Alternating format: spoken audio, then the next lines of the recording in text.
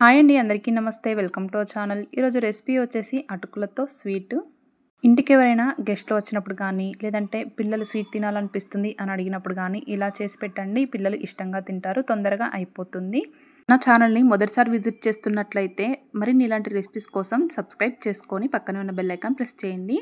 ముందుగా ఒక mixie jar తీసుకొని ఇందులోకి 2 కప్పుల దాకా అటుకులను యాడ్ చేసుకొని ఇలా మిక్సీ పట్టుకోవాలి. ఇలా మెత్తగా మిక్సీ పట్టుకున్న అటుకుల పొడిని మూత పెట్టి పక్కన పెట్టుకోవాలి. ఆ తర్వాత ఒక బౌల్ని స్టవ్ పైకి పెట్టుకొని 1 కప్పున్నర బెల్లం యాడ్ చేసుకొని 1 కప్పు వాటర్ యాడ్ చేసుకొని బెల్లాన్ని కరిగించుకోవాలి. ఇలా కరిగించుకోకుండా బెల్లాన్ని తురిమి కూడా డైరెక్ట్ యాడ్ చేసుకోవచ్చు. బెల్లంలో డస్ట్ ఉంటుంది కాబట్టి ఇలా కరిగించుకొని మనం స్ట్రైనర్తో వడగట్టుకున్నట్లయితే డస్ట్ రాకుండా ఉంటుంది. ఇలా బెల్లం కరిగాక తీసి పక్కన పెట్టుకోవాలి. తర్వాత స్వీట్ ప్రిపేర్ చేసుకోవడానికి ఒక కడాయిని స్టవ్ పైకి పెట్టుకొని ఇందులోకి 3 స్పూన్ల దాకా నెయ్యిని యాడ్ చేసుకోవాలి. ఈ నెయ్యిలోకి 1/2 కప్పు దాకా బొంబాయి రవ్వను యాడ్ చేసుకోవాలి. ఈ రవ్వని నెయ్యిలో 1 మినిట్ పాటు కలుపుతూ ఫ్రై చేసుకోవాలి. ఇలా రవ్వ వేగాక ఇందులోకి మనం మిక్సీ పట్టుకున్న అటుకుల పొడిని యాడ్ చేసుకొని 2-3 నిమిషాల పాటు కలుపుతూ ఫ్రై చేసుకున్నట్లయితే మంచి స్మెల్ వస్తుంది. ఈ టైంలో 200 ml దాకా పాలను తీసుకొని కలుపుతూ ఇందులోకి యాడ్ చేసుకోవాలి. ఈ పాలల్లోకి అటుకుల పొడి రవ్వ అంతా కలిసేలాగా బాగా కలుపుకోవాలి. ఈ రవ్వ అటుకుల పొడి అంతా పాలను పీల్చుకొని గట్టిగా అయిపోతుంది. ఈ స్టేజ్లో మనం కరిగించి పెట్టుకున్న ఈ బెల్లం వాటర్ని యాడ్ చేసుకోవాలి.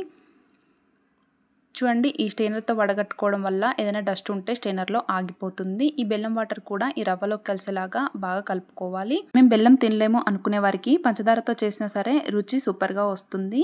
వెయిట్ లాస్ అవ్వాలి అనుకునేవారు పంచదారాన్ని మొత్తం స్కిప్ చేస్తారు కదా, అలాంటి వాళ్ళు బెల్లంతో చేసుకున్నట్లయితే హెల్దీగా స్వీట్ తినొచ్చు. బెల్లం వాటర్ యాడ్ చేసుకున్నాక ఇందులో కలిసేలాగా బాగా కలుపుకొని ఒక 2-3 మినిట్స్ పాటు కలుపుతూ ఫ్రై చేసుకున్నట్లయితే ఇందులో నుంచి నెయ్యి సపరేట్ అవుతుంది కదా. ఈ స్టేజ్లోనే మరొక స్పూన్ యాడ్ చేసుకొని మరొక స్పూన్ కూడా ఈ స్వీట్లో కలిసేలాగా బాగా కలుపుకోవాలి. స్వీట్లోకి ఒక 2-3 సార్లు నెయ్యిని యాడ్ చేస్తూ ఇలా కలుపుకున్నాక ఇందులోకి ఫుడ్ కలర్ను యాడ్ చేసుకోవాలి. నేను ఇక్కడ ఆరెంజ్ ఫుడ్ కలర్ని యూస్ చేస్తున్నాను. ఒకవేళ ఫుడ్ కలర్ మీకు ఇష్టం లేదు అనుకుంటే స్కిప్ చేయొచ్చు. ఇలా ఫుడ్ కలర్ అంతా స్వీట్లోకి కలిసేలాగా బాగా కలుపుకొని స్టవ్ పై నుంచి తీసి పక్కన పెట్టుకొని ఆ తర్వాత చిన్న బౌల్ పెట్టుకొని ఇందులోకి 2 స్పూన్ల దాకా నెయ్యిని యాడ్ చేసుకొని మీకు నచ్చిన మీ దగ్గర ఉన్న డ్రై ఫ్రూట్స్ అన్నీ వేసుకొని ఫ్రై చేసుకోవాలి. నేను ఇక్కడ పంప్కిన్ సీడ్స్ ఇంకా బాదం కాజు పిస్తాను యాడ్ చేస్తున్నాను.